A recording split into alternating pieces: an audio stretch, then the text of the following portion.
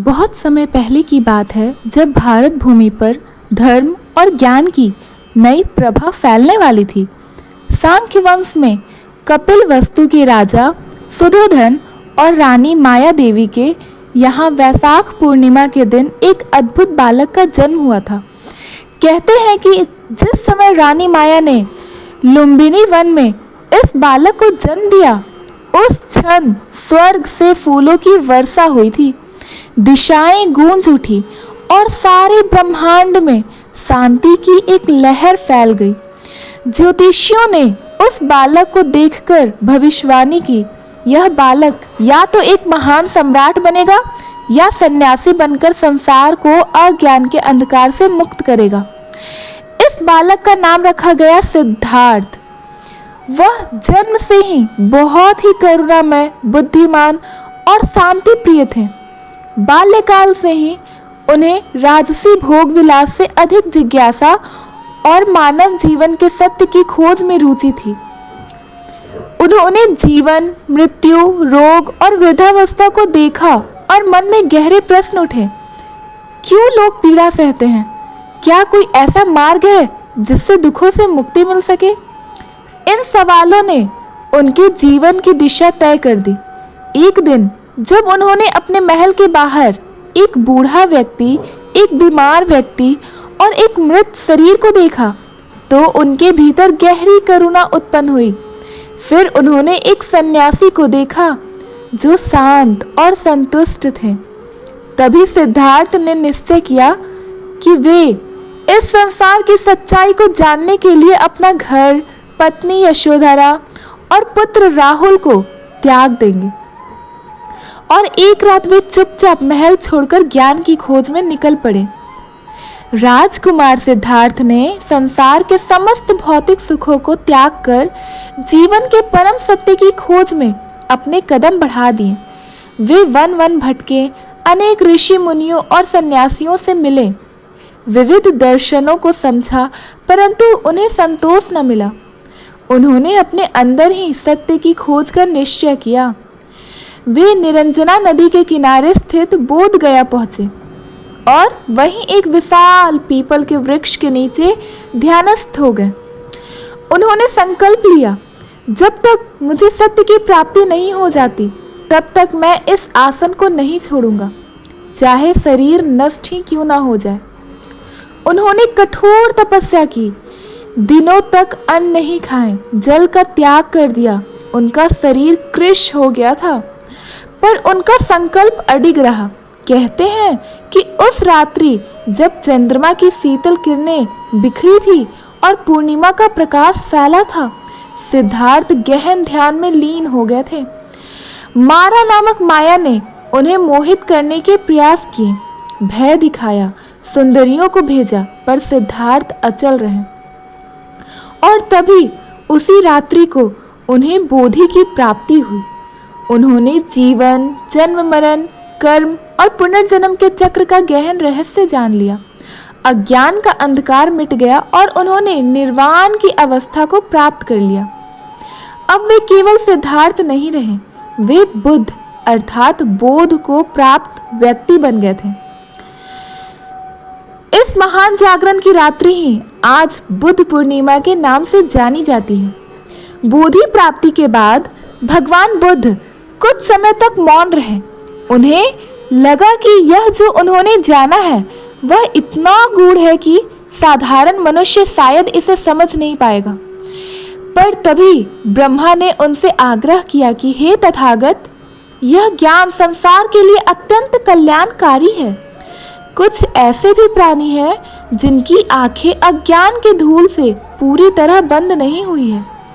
वे इस सत्य को समझ सकते हैं, कृपया आप उपदेश दें। इस आग्रह को सुनकर बुद्ध ने अपना मौन भंग किया और वे सारनाथ की ओर बढ़े, जहां उनके 5 पूर्व तपस्वी शिष्य निवास कर रहे थे। वहीं इसी पूर्णिमा के दिन उन्होंने अपना पहला उपदेश दिया। इसे धम्मचक्र प्रवर्तन सूत्र यानी कि धर्म चक्र प्रवर्तन कहा जाता है। यही दिन बुद्ध पूर्णिमा के रूप में विशेष महत्व रखता है, क्योंकि इस दिन 3 विशेष घटनाएं हुई थी। भगवान बुद्ध का जन्म भी इसी दिन हुआ था। लुम्बिनी वन में बोधि की प्राप्ति भी इसी जगह हुई थी, मतलब पूर्णिमा के दिन ही हुई थी, बोध गया में पीपल के वृक्ष के नीचे। महापरिनिर्वाण यानी कि कुशीनगर में हुआ था। सारनाथ में बुद्ध ने जो ज्ञान बांटा वह था मध्यम मार्ग का, न तो विलासिता का जीवन न ही कठोर तप का, बल्कि एक संतुलित और संयमित जीवन। उन्होंने अपने उपदेशों में 4 आर्य सत्य और अष्टांगिक मार्ग का वर्णन किया। 4 आर्य सत्य है कि पहला दुख है, दूसरा दुख का कारण है तृष्णा, तीसरा दुख की निवृत्ति संभव है, चौथा दुख से मुक्ति का मार्ग है अष्टांगिक मार्ग, और ये अष्टांगिक मार्ग है पहला सम्यक दृष्टि, दूसरा सम्यक संकल्प, तीसरा सम्यक वाक, चौथा सम्यक कर्म, पांचवा सम्यक आजीविका, छठा सम्यक प्रयास, सातवां सम्यक स्मृति और आठवां सम्यक समाधि। यह मार्ग जीवन को दुख से मुक्त कराता है और निर्वाण की ओर ले जाता है। बुद्ध पूर्णिमा न केवल भगवान बुद्ध के जीवन की 3 महान घटनाओं को स्मरण करती है, बल्कि यह संदेश देती है कि अज्ञान, द्वेष और लोभ से मुक्ति ही सच्चा मोक्ष है। भगवान बुद्ध ने अपने जीवन को करुणा, सेवा और शांति के मार्ग पर समर्पित कर दिया। उन्होंने न तो किसी जाति का भेद किया, न ही किसी धर्म या वर्ग का। उनके लिए हर प्राणी एक समान था। राजा हो या रंक, ब्राह्मण हो या शूद्र, स्त्री हो या पुरुष, हर किसी को उन्होंने धम्म के आलोक में आमंत्रित किया। पहला करुणा की मूर्ति, बुद्ध के जीवन के प्रेरक प्रसंग। अंगुलिक माल की कथा। एक खूंखार डाकू जिसने 100 लोगों की उंगलियों की माला बना रखी थी, जब बुद्ध के संपर्क में आया तो वह परिवर्तित हो गया। बुद्ध की एक शांत वाणी ने उसकी हिंसा को शांत कर दिया और वह भिक्षुक बन गया। यह घटना बताती है कि करुणा और धैर्य से सबसे कठोर हृदय भी बदला जा सकता है। आम्रपाली गणिक की कथा। वैशाली की प्रसिद्ध नर्तकी जब बुद्ध की शरण में आई तो उन्होंने बिना किसी भेदभाव के उसे स्वीकार किया। उसके जीवन में आध्यात्मिक प्रकाश आया और वह महान अनुयायिनी बन गई। किस गौतमी की कथा। किसा गौतमी जब उसका बच्चा मर गया था तो वह विक्षिप्त हो गई थी और सब जगह से उसे पुनर्जीवित करने की दवा मांगती रहती थी। बुद्ध ने उसे एक ऐसा घर ढूंढने को कहा जहां कोई मृत्यु न हो।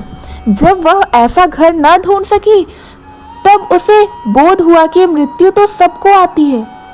इस प्रकार बुद्ध ने उसे शोक से मुक्त किया। इस प्रसंगों से स्पष्ट होता है कि बुद्ध केवल उपदेशक नहीं थे, वे जीवन की गहराइयों को समझने वाले मनोवैज्ञानिक, सामाजिक सुधारक और मानवतावादी थे। बुद्ध ने भिक्षु संघ की स्थापना की। इसमें वे लोग आते थे जो संसार के बंधनों से मुक्ति चाहते थे। उन्होंने स्त्रियों को भी संघ में स्थान दिया था। महाप्रजापति गौतमी उनकी माता समान मौसी पहली भिक्षुनी बनी थी। संघ का उद्देश्य केवल ध्यान या साधना नहीं था, बल्कि शिक्षा, सेवा और समाज में नैतिकता फैलाना भी था। अहिंसा परमो धर्म, किसी भी जीव को हानि न पहुंचाना। स्वधर्म की खोज, अपदीपो भव, यानी कि स्वयं दीपक बनो। कर्म का सिद्धांत, जैसा करोगे वैसा फल पाओगे। मध्य मार्ग, जीवन में संतुलन और संयम से चलना चाहिए। बुद्ध का प्रत्येक उपदेश केवल धर्म का हिस्सा नहीं था, बल्कि वह मनुष्य को एक आदर्श मानव बनने की राह दिखाता था। भगवान बुद्ध ने अपना सारा जीवन समर्पण, करुणा और ज्ञान के प्रचार में बिताया। जब वे लगभग 80 वर्ष के हुए तब उन्हें अपने जीवन का अंत समीप जाना पड़ा। वे शांति से कुशीनगर की ओर चल पड़े। रास्ते में उन्होंने अनेक गांवों में रुककर अंतिम बार अपने प्रिय शिष्यों को उपदेश दिया। कुशीनगर पहुंचकर उन्होंने सल वृक्ष के नीचे अपनी शैया बिछवाई।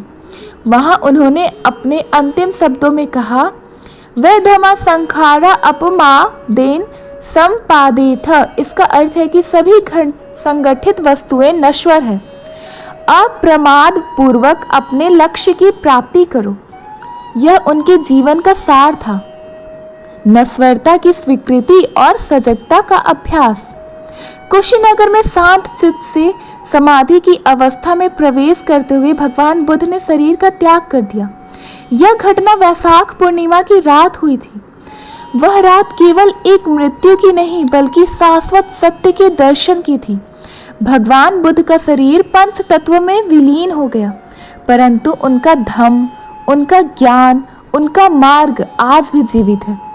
बुद्ध पूर्णिमा को त्रिसंयोगी पूर्णिमा कहा जाता है क्योंकि इसी दिन भगवान बुद्ध का जन्म भी हुआ था लुम्बिनी में, उन्हें ज्ञान की प्राप्ति भी इसी दिन हुआ था बोध गया में, उनका महापरिनिर्वाण हुआ था कुशीनगर में। यह केवल एक पर्व नहीं बल्कि एक जागरण का दिवस है, मानव चेतना के सर्वोच्च शिखर का प्रतीक है।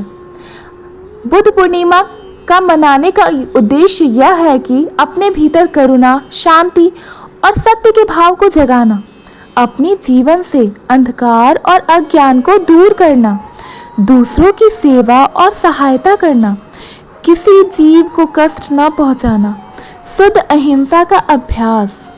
बुद्ध का मार्ग आज भी उतना ही उपयोगी है जितना 2500 साल पहले था। जब समाज हिंसा से जूझ रहा था तब बुद्ध की अहिंसा संजीवनी बनती रही। जब व्यक्ति तनाव और दुख में डूबा हो तब ध्यान और मध्य मार्ग से समाधान मिलता है। जब भेदभाव बढ़ रहा हो तब बुद्ध का समभाव और समदृष्टि सबको जोड़ती है। इसलिए बुद्ध पूर्णिमा केवल अतीत को याद करने का पर्व नहीं बल्कि यह अपने भीतर के अंधकार को मिटाकर बुद्धत्व की ओर बढ़ने की प्रेरणा है। बुद्ध पूर्णिमा केवल कोई तिथि या परंपरा नहीं बल्कि एक आध्यात्मिक आंदोलन का प्रतीक है। यह दिन हमें स्मरण कराता है कि अज्ञान को हटाकर आत्मज्ञान प्राप्ति किया जा सकता है। हर व्यक्ति के भीतर बुद्धत्व की संभावना छुपी है। ध्यान, करुणा और समत्व यही मोक्ष का मार्ग है। भगवान बुद्ध कहते हैं अपदीपो भव, यानी कि स्वयं दीपक बनो। इसका तात्पर्य है कि बाहरी अंधकार से पहले हमें अपने भीतर के अज्ञान को मिटाना होगा। आज बुद्ध पूर्णिमा केवल भारत या नेपाल तक सीमित नहीं बल्कि यह पूरे विश्व में मनाया जाता है। विशेषतः Sri Lanka, Myanmar, Japan, Thailand, Tibet, Vietnam, Bhutan, Cambodia आदि देशों में इस दिन भव्य समारोह होता है। बौद्ध मंदिरों में ध्यान सत्र, प्रवचन, बौद्ध ग्रंथों का पाठ और प्रभात फेरी होती है। बुद्ध प्रतिमा को दूध और चंदन से स्नान कराया जाता है।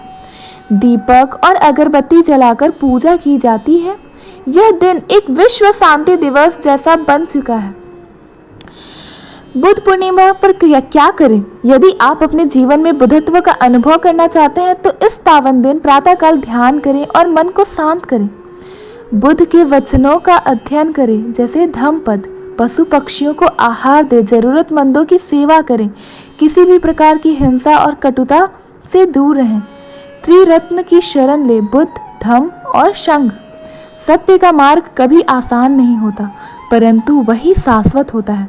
क्रोध पर क्षमा, लोभ और संतोष और मोह पर विवेक से विजय प्राप्त की जा सकती है। सच्ची भक्ति वह है जो मन को निर्मल और जीवन को उपयोगी बनाए।